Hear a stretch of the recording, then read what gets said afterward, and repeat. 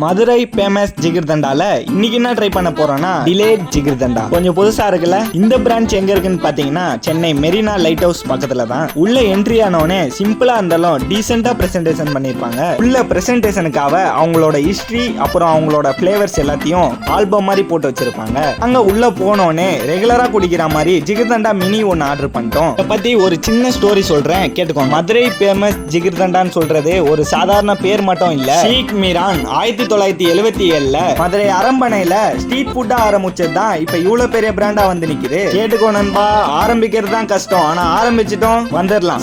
சரி ஜிகிர்தண்டாவோட டேஸ்ட் எப்படி இருக்குன்னு தானே கேக்குறீங்க. இன்னைக்கும் என்னைக்கும் மதுரை ஃபேமஸ் ஜிகிர்தண்டாவோட டேஸ்ட் ஒரே மாதிரி தான் இருக்கு. டிஃபரெண்டா ஒன்னு ட்ரை பண்ண போறோம்னு சொன்னல, அது இதாங்க டிலேட் ஜிகிர்தண்டா. நானும் அவுட்லுக் எல்லாம் பார்க்கும் போது இதுவும் எப்பயும் போலதான் இருக்கும்னு நினைச்சேன். எடுத்து சாப்பிட்டேன் பாருங்க, அப்படியே உருகி போயிட்டேன். அவ்வளோ சூப்பரா இருந்தது. அப்புறம் என்ன, அடுத்த வீடியோல சந்திக்கலாமா?